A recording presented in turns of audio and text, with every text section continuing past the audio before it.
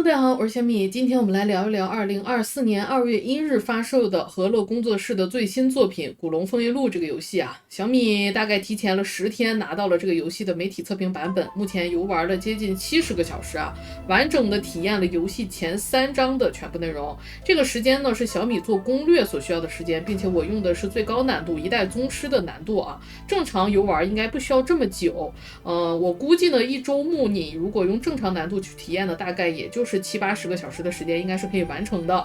那下面呢就是小米对于这款游戏的一些体验和看法希望能给那些不知道该不该入手的小伙伴呢一些信息。在视频的最后呢，也有小米的个人对于河洛对于这款游戏的一些主观评价，非引战视频啊，还是希望大家好好的友好交流。视频制作不易啊，爆肝掉了很多的头发，还请关注小伙伴们能多多3连支持，给 UP 回血。那么废话不多说，我们来开始吧。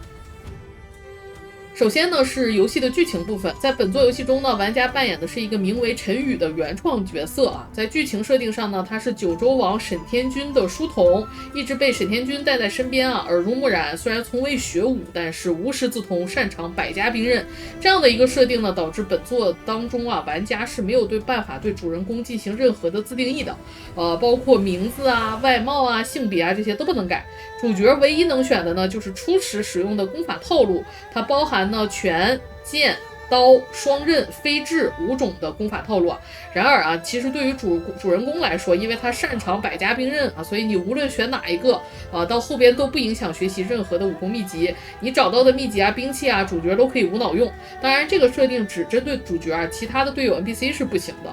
那游戏的故事呢，是起源于10年前啊，火焰峰上这个诸多武林群豪抢劫一本名为《无敌剑典》的这样的一个秘籍，尸横遍野，死伤无数。这个故事设定啊，实际上是照搬古龙原著《武林外史》中的剧情。九州王沈天君呢，他亲自上到了火焰峰上，希望能阻止这场武林浩劫，结果却死在了上面啊，成为了武林一大悬案。无人呢知道当年火焰峰上究竟发生了什么事儿啊，九州王又是如何死的。转眼10年间过去了，但现在呢，江湖上又开始流传一个传闻啊，说是当年失踪的叶南天可能是幕后黑手。他呢，把这些武功秘籍都藏了起来，并且自己画了个藏宝图，然后这些藏宝图碎片呢，又在武林上掀起了这个轩然大波啊。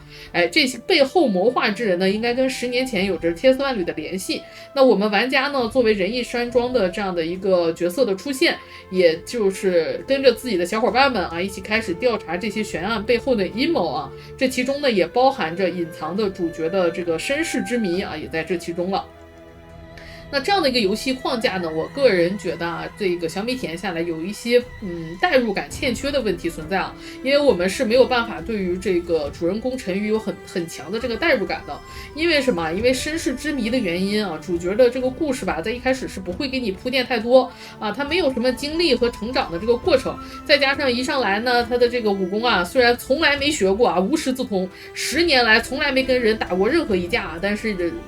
匪夷所思的是，一出手就还不弱啊，能跟这个小鱼儿水平差不多啊，而且他还能跟名满天下的一些大侠呀什么的平辈论交啊，这种就多少让人觉得有点违和。当然呢，这种也不能怪河洛啊，因为古龙的小说大多数也都是这样的啊，这些大侠出场即巅峰，也都没有什么练级的这个过程啊，所以也算是古龙传统吧。但是呢，我个人觉得这样的一个原创主角啊，没有以前的这个河洛的作品里那些穿越的主角这个代入感强啊。这个呢，再就是呢，再加上河洛啊，一直以来我自己觉得他比较大的一个问题啊，就是对于女性的这种河洛的粉丝啊，他的尊重重赏，我个人是觉得有所欠缺的。除了以养成为主的这个《侠之道》这部作品以外啊，在河洛的武侠世界里啊，我作为一个女玩家，我从来没有以女性角色的身份行走于江湖啊。女性角色呢，在河洛的武侠世界观里呢，往往也都是配角，这就让我觉得啊，非常的不舒服啊。都什么年代了，不会觉得有人还会觉得女孩子不会打游戏吧？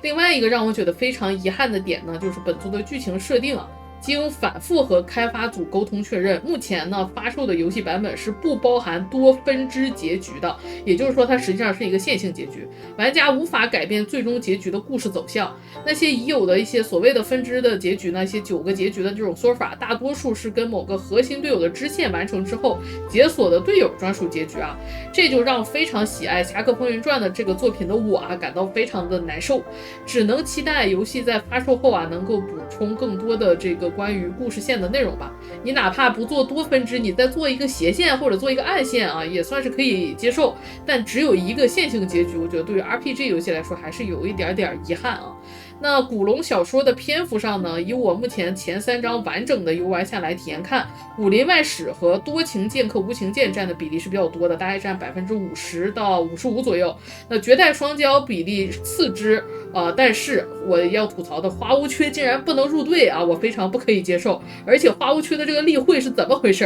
啊？你是男扮女装了吗？你这个例会我太不能接受了。那其余的关于像是这个楚留香传奇啊、陆小凤传奇啊，它的比例相对就更要少一些。其武器呢，只是在一些这个支线里面有所提及。至于三少爷的剑啊、萧十一郎啊这些比较著名的小说啊，几乎就没有了啊。可能只能希望后2章或者是未来的剧情上吧，能够补充一些这2个比较重要的 IP 的内容吧。那第2部分呢，我们来聊聊战斗系统啊。游戏的战斗系统呢，依然是河洛最拿手的这种回合制战棋的模式啊。每次呢，战斗最多可以有4个人上场，上场人数的确有点少啊，比较遗憾。而玩家呢，在游戏过程中总共可以收集15个可入队队友啊。小米把这些名字给大家列在这里啊。它其中呢，包含一些武侠的这个古龙的主要 IP 的这种主要角色，也包含一些并不是很重要的一些配角角色啊。而这些绝大多数的战斗呢，玩家是可以任意选择上场的角色的，但是不上场的角色，按照这个河洛以往的这种经验啊，或者是传统吧，它都是不能获得经验值的。所以这就导致有一些角色它注定是要坐冷板凳的。虽然后边入队的队友呢，他在入队等级上会逐渐的增高，但是玩家想把所有的队友都练到大成的状态是几乎不可能的。再加上呢，本作的武学系统采用的是吃书的这种模式，每本书只能给1个人物学，而且武功的这个数量给的又很保守啊。从图鉴上来看呢，是72个招式加27个心法，那平摊到15个队友加1个主角16个人身上，这资源肯定是平衡不了的。这就导致玩家不得不重点只培养某几个队友啊，其他的队友呢注定只能是冷板凳的情况了。再加上本作中虽然有在大地图上设置一些野怪的刷新地点，但是野怪的等级是固定的，而不是随着玩家等级增长而动态变化。这就导致要么越很多级你根本打不过，要么等级太低，经验给的非常少。这些不合理的设计让玩家没有办法在一个周末里体验所有队友的构筑，只能有所取舍，打造精英小队。虽然这些设计的不合理性的确存在但是战斗系统呢仍然是河洛以往的高水准。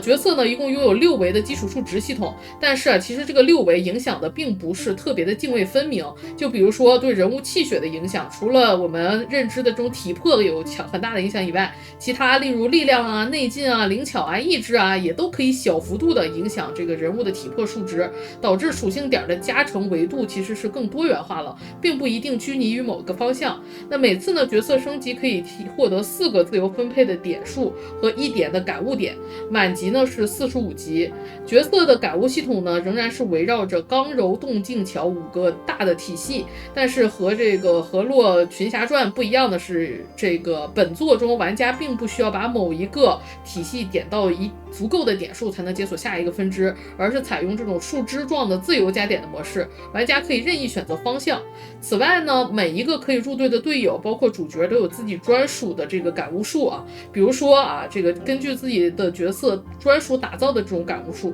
比如说擅长这个环境地表制造环境地表的江小鱼，他初始的天赋就是免疫独找地形。那随着我们的不断的加点呢，他还会解锁一些比如说站在这些地形上伤害会提高命中会提高等等的诸如的此类的天赋。再比如呢，以这个暴击见长的李寻欢他的感悟术上就有很多围绕着暴击率暴击获得的附加收益的这种加成。再像是苏英主要擅长的是治疗，那他的这个人物术上很多就是围绕着治疗的附加效果所以你结合每个人物的特点，打造于专属他个人的天赋树，让整个游戏的战斗系统呢变得更有深度了。那本作呢获得的武学心法呢变成了这种需要满足加点的某些条件才能获得增益的模式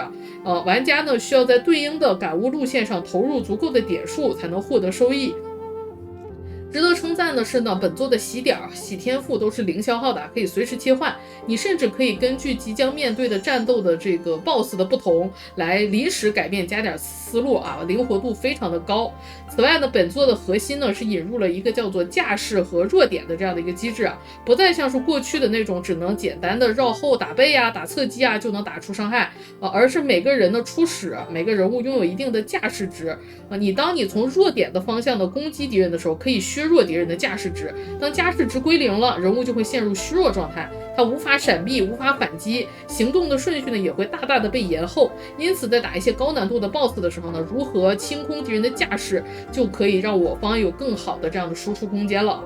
此外，河洛在传统的战斗系统上呢，也做出了一些新的突破啊。本作呢引入了新的地形系统啊，像是草丛啊、毒爪啊、这个燃烧地表。那当毒爪和燃烧同时存在于一个地块的时候呢，还会引发爆炸。这个爆炸呀是真实伤害，它是无法被减免和闪避的。毒爪和燃烧呢是可以清除草丛地形的。这个设计吧，虽然它是有一点借鉴拉瑞安比较讨巧的这个意思啊，但是的确也为我们的游戏提供了更多新鲜的玩法和思路啊。有很多 BOSS 都是围绕着这种思路设计的，比如说有一些 BOSS 初始上来就带了很多特殊的环境地表，针对这些 BOSS 呢，你要拥有一些自己专属的打法。再比如对一些韧性很高啊，这种架势值很难清空的这种 BOSS 啊，你就可以利用这种两种不同属性地表打配合，打真实伤害的方式来快速的削弱 BOSS 的血量，这种都是很好的思路。可以说战斗系统呢，小米目前玩到现在是非常满意的。虽然在设计上呢还有一定程度的不合理，但是整体的深度和可玩性很高啊，只是招式实在是给的太少了。那为了弥补这种招式少的事儿呢，河洛也做了一定的这个思路上的扩充，它引入了一个叫做机关道具的系统啊。每个角色呢最多可以装备3种不同的机关道具啊，这些机关道具呢每一个可以理解为给这个人物额外的一个武功招式，但是这个招式吧，它的伤害是固定的，它不跟人物的属性挂钩。你要是想要通过机关道具打出伤害呢，你需要在人物在加点的时候，往这个巧的这个方向去使劲加点，才能够再让机关道具打出这个足够可看的伤害，否则伤害会很小啊，这一点需要注意。那在第3方面，世界塑造方面上啊，本作并没有延续上一代《河洛群侠传》的开放世界的设定，而是更像《侠客风云传前传》一样，是一个半开放形式的。玩家在有限的空间里呢，在大地图中探索，大部分地点呢是随着剧情推进解锁的，并不能在游戏一开始呢就窥得世界的全貌。这样的设计在我看来算是中规中矩、稳中求胜吧。但是其实呢，你也可以看作是一种技术力的倒退了。毕竟经历了《河洛群侠传》这么多年的积累啊，玩家对于河洛工作室的期待肯定是向着开放世界武侠 RPG 的方向发展的。但是河洛却选择回归的老版本、老系统啊，这可能是对于自己技术力的不自信，也可能是由于古龙世界的这个武侠世界观实在是太庞大了，它有着几十本小说、成百上千的人物啊，这样的开放世界塑造起来的确是困难太高了啊。但是无疑这样的设计是限制了这个游戏的自由度的，也会减少玩家的探索欲望。可能部分河洛的老玩家是喜欢侠客风云传前传的这种设定的，但是这种选择呢，其实是不符合我们现今的2024年游戏发展的需求的。对于小场景环境的塑造上呢，也不尽如人意啊。游戏中少数的几个主城，像是洛阳呀、杭州啊，内容非常的空洞，信息密度呢也很低。场景勾画上呢，特色也不是特别的充足，再加上场景的音乐数量不够，导致呢很多时候啊，背景音乐跟游戏的代入感并不是很契合啊。关键的特殊的剧情战呢，没有特殊的配乐支持，降低了玩家对于这个游戏的代入感。第4个方面呢，是有关支线剧情方面啊。一个 RPG 游戏好不好玩，我认为支线系统是非常非常重要的一环，它同样呢也是考验这个制作组的设计能力的这样的一环啊。关于这一部分啊，大家反而最不需要担心啊。依托古罗小说原著剧情的这些支线啊，剧本的成熟度和张力都非常的足，是游戏中非常出彩的那种部分啊。例如小鱼儿与花无缺的故事啊，阿飞与林仙儿的故事啊，沈浪和白飞飞的故事啊，这些都会以队友支线的方式或者是任务的方式呈现。当完成队友的全部支线后呢，会解锁这个队友的专属结局。一些在原著小说里呢让人印象深刻的配角，在游戏中也会有一些比较长的任务支线。比如多情剑客无情剑里啊，白晓生偷少林寺的经书的这个支线，再比如七武器里边啊，孔雀翎啊、邱凤舞的这个支线，都让人意犹未尽。支线的篇幅呢，大概占据游戏的50%到60%的时间，绝对算是量大管饱了。而且依托古龙的世界观，其实河洛在未来能加的内容非常非常的多，空间是非常的大的啊。我很期待最终完成的时候这个游戏作品的样子。另一个玩家比较关心的其实是恋爱系统和可攻略 NPC 的内容。这部分呢，河洛为了尊重古龙先生的原著设定，并没有过多的去展开所谓的恋爱线的内容，而是做了一些模糊化的处理。女性 NPC 呢，可以通过送礼来解锁3个层级的好感度，每解锁1层级呢，就会解锁对应的一个支线任务。3个支线任务都做完呢，就可以解锁跟该女性 NPC 的专属装备道具和武学招式来增强主角的实力，并且在结局的时候也会有额外的这个结局动画。除此之外呢，其实就没什么太多别的了啊，可以说呢，更像是这个红颜知己的感觉吧。这部分呢，其实我跟河洛的工作人员也沟通过啊，本来他们在最初的游戏设计里没有考虑过恋爱的这部分剧情内容，但是由于玩家群体的呼声实在是太高了，所以后面加了进去，算是平衡了一下多方面的需求。实际上呢，这种纯靠送礼驱动的好感度啊，在 RPG 游戏里算是最末流的，代入感非常的低，很难引发玩家的什么共鸣。然后就是礼物方面，有很多玩家担心这个礼物是不是不够送的问题啊。那小米全收集下来啊，你如果是像小米一样很喜欢地毯式全收集的玩家，我可以很负责任的告诉你啊，你完全可以做到在这个1个周末里解锁足够的所有的好感度的啊，能够将5个可攻略的这个女性 NPC 全部攻略的。那这些礼物呢，都是要靠在大地图上不断的探索才能找到的啊，极少数的可以购买，大多数的都需要探索才能发现啊。那最后呢，再聊一下这个游戏的特色玩法系统啊。本作呢引入了3个算是比较新的这样的一个新系统吧，相对河洛以前的作品比较新。一个就是推理系统，一个是制造系统，一个是庄客系统啊。由于古龙小说独有的这种探案推理的这个方面的内容，本作呢也加入了一些推理的要素，但是大家不用过于担心啊，本作的推理系统并不像《天命奇遇2》那么臃肿，而是在原有的武侠故事的基础上稍加点缀。整个流程下来呢，推理的环节不超过10个，这些案件呢其实也不是对于古龙小说里案件的复刻，而多数是原创的剧情，并且绝大部分的案件呢是有分支选项的。那如果你胡乱推理呢，也会得出一个错误的答案啊。而且呢，如果你觉得推理太难，你也可以用这个枚举法和试做法，也没有什么惩罚，也能过关的。所以呢，小米个人认为呢，在这方面的设计上呢，河洛拿捏的这个度还算是比较合适的，没有占据特别多的篇幅，但也有所保留，算是满足了古龙原著迷和游戏玩家2部分的需求吧。其次是庄客和制造系统，这2个是相辅相成的，可以放在一起来说。玩家可以在游戏中结识各种武力人物，通过完成对应人物的要求或者是任务，将他们收拢到仁义庄中，作为庄客存在，提供属性加成。这些庄客呢，也都是古龙小说里有名有姓的人物，例如陆小凤传奇中的上官雪儿，楚留香传奇中的金灵芝等。每个庄客呢，它包含炼丹、锻造、巧匠、口才4个属性，当对应属性累积到一定数值时，会解锁额外的仁义庄的这种加成。相对应的呢，游戏也在大地图上增加了可采集的这种资源点啊，可以用这些资源素材来打造装备的。而且游戏中呢还提供了一个所谓的交换所的地方啊，你如果某一个资源收集的不多啊，你还可以通过交换资源的方式来凑齐这些资源。这些资源的刷新速度是非常非常的快的，你一定能收集到足够的数量的。而你如果缺钱的话呢，也可以用这些素材作为你的第一桶金来累积一些资源啊。但是实话说，从现在2024年的这个角度啊，这个系统做的实际上是比较粗糙和简陋的。因为什么？因为所谓的这个打造系统啊，它能做的武器的数量实在是太少了。现版本呢，这个武器是随着章节的这个进展啊，这个游戏一共5章啊，像是我解锁了前3章的全部内容。第1章的时候呢，它能做一些白色的武器，第2章做的是蓝色的，第3章做的是这种金色的武器啊。我不知道第4章、第5章后边会怎么样，因为我还没有玩到啊。但是以我目前来看呢，这个武器的数量实在是太少太单一了啊。游戏为了弥补这部方面的问题呢，它也加了一些这种这个不是玩家自己打造的这种额外的有名有姓的武器啊，像是什么巨阙呀这类的这种武器啊。但是这些武器啊，它欠缺的是一点什么？游戏中有一个设定，它是有一个打造镶嵌系统，玩家可以通过收集这种矿石宝石镶嵌到武器上提供额外属性的，而只有玩家自己锻造的武器是能够镶嵌的。你反而是你镶辛万苦完成支线收集来的这些武器有没有性的这些，它是不能镶嵌的，这就导致玩家的这个收集的驱动力的严重下降啊。这个我强烈建议工作室能改一改，凭什么那些有没有性的武器不能加强是吧？以上呢就是小米对于这款游戏深度体验下来的一个评价。总体来说呢，《古龙风云录》算是河洛工作室出品的合格的作品。如果你是河洛粉丝啊，如果你是古龙迷，都可以买来自己试试。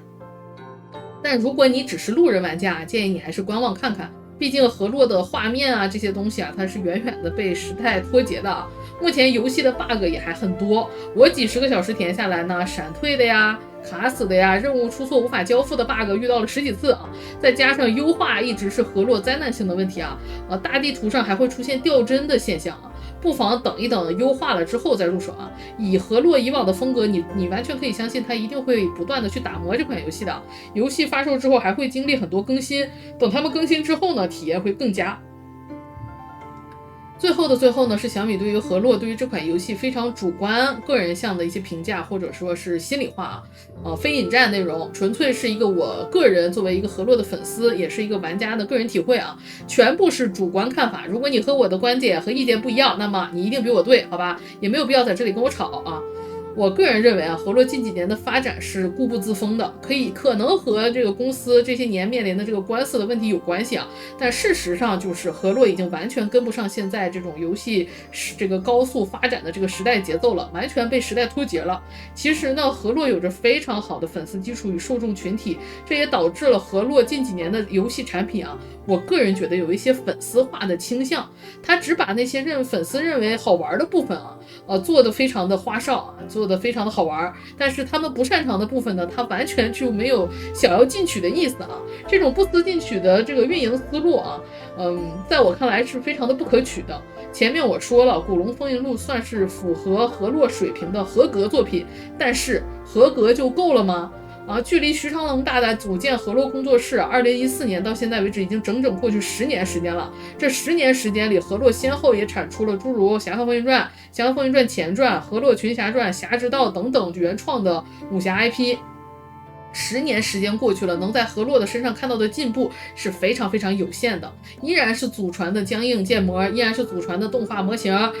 画面复古的像是10年前，穿模的 bug 满天飞，人物的袖子像是飞机翅膀一样坚挺，种种这些在2024年看来已经远远的被其他同时代的游戏甩在后面了。是，如果你是河洛的老玩家，你不在乎，你觉得好玩就行了，有河洛特色就可以了。但是如果你是路人观众呢？河洛就不需要路人玩家的加入吗？只靠着以前的粉丝群体，国产武侠何时才能逆袭啊？如果只是画面复古也就罢了，但是整整几十个游戏的小时的时间里啊，我一句语音配音都没有听到，是的，一句都没有，包括开场动画，这甚至不如当年侠前发售的时候，这让我感到河洛对此次作品非常没有诚意。你说你没钱做全语音啊，100万文本量我可以理解，但是开场动画不到5分钟做不了吗？每个人物哪怕只有一句经典台词的配音也做不了吗？我可以很坦白的说，这几十个小时的前沿体验让我玩得很糟心，也很生气。我糟心的是，我最喜欢的武侠工作室10年来仍然原地踏步，全部古龙小说授权的 IP， 在我看来是这10年来河洛拿到的最好的牌了，是可以出圈的作品，可以吸引更多只看武侠而不玩游戏的人进入到这个领域的。然而没有啊。我生气于他只在于自己擅长的舒适圈里寻找一点点的小突破，而没有扩张到更大领域的野心。我曾经期待河洛能把《古龙风云录》做成《博德之门3》的样子哪怕高度达不到，哪怕品质达不到，但同样是经典 IP 的复刻，同样是童年回忆，他完全有潜力可以扩大自己的影响力，扩大自己的圈子可是他没有，起码在现在的游戏版本还没有。哎呀，但是生气归生气我仍然在被一堆奇怪的 bug 折磨过程中，一口气玩了70来个小时并且洋洋洒洒的整理了10几页的全收集的攻略。我仍然在这部作品里呢，找到了我自己喜欢的国产武侠曾经经典的那种侠的味道，河洛的文案河洛的台词功底，河洛的隐藏设计，河洛的武学构筑深度，这些老味道老东西还在，这些他们擅长的热爱的东西，在这一部《古龙风云录》里也淋漓尽致的发挥了。它不是一部集大成的作品，它甚至很粗糙，但它仍然有河洛自己的味道。多希望有一天啊，我能看到自己最爱的武侠工作室做出可以名动海内外的真正的武侠传奇作品。那以上呢就是小米对于这款游戏的评价了。我也在这里预告一下，小米也会开启对这部游戏的全收集的攻略的制作。虽然可能没什么流量啊，全收集全这个流程啊也不讨喜，但是这是我对自己曾经童年回忆啊，对曾经的金庸群侠传、武林群侠传、侠客风云传那些陪伴我童年无数美好回忆的河洛写上专属于我自己的情书啊。希望我的视频，我的攻略制作能略尽绵力啊，让这个我很喜欢的工作室啊，能够继续有发展的可能性，能够在终于有一天啊，能再现国产武侠游戏的荣光吧。